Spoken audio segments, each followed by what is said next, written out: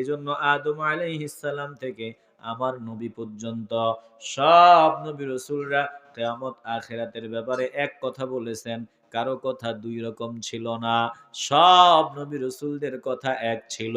অদ্যবধি যারা আল্লাহর হাবিবের পাগল, যারা আল্লাহর প্রিয় বান্দা, তারা একই কথা বলে, ভিন্ন কথা বলে না।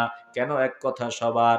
কারণ যেটা আল্লাহ থেকে এসেছে ওটা এক রকমই হবে, এক কথাই হবে।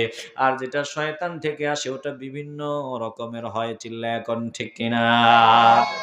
শয়তান ওদের শিখায় দেয়।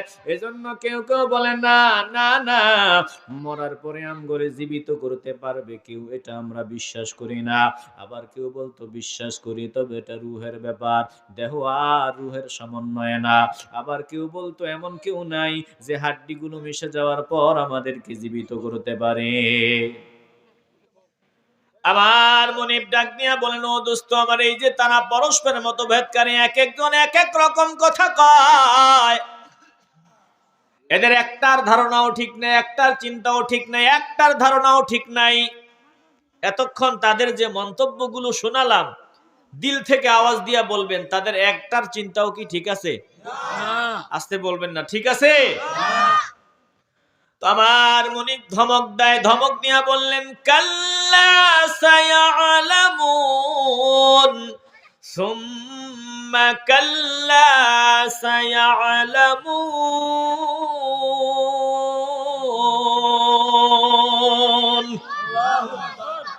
আমার আল্লাহ ধমক দিয়া বলেন, কখনো নয়, শীঘ্রই তোরা জানতে পারবি আমার রাসূল যা বলেন তা সব সত্য বলেন, বিন্দুমাত্র মিথ্যা বলেন না। আমার রাসূল নিজে থেকে বানাইয়া কোনো কথা বলেন না। আমার দোস্ত যা বলেন সব আমার পক্ষ থেকে। শীঘ্রই তোরা জানতে পাবি, বুঝতে পারবি, কিয়ামত সত্য, আখিরাত সত্য, কবরের আযাব সত্য। আল্লাহ ধমক দিয়া বললেন, শীঘ্রই তোরা টের পাবি, বুঝতে পারবি।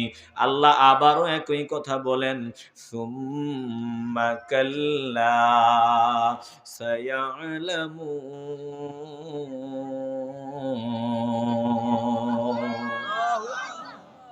আল্লাহ ধমকের উপর ধমক দিয়া বলেন, শীঘ্রই তোরা জানতে পারবি আমার দোস্ত যা বলেন, আমার হাবিব যা বলেছেন সব সত্য, বিন্দু মাত্র মিথ্যা নাই, সব সত্য। একটু দিল থেকে ঈমানের আওয়াজ দিয়ে বলবেন, আমার নবী যা বলেছেন এতে কোনো সন্দেহ আছে? না। এই ভাইজান, এই যে ভাইয়া, কষ্ট হইতেছে নাকি? একটু আমার দিকে তাকাতে হবে।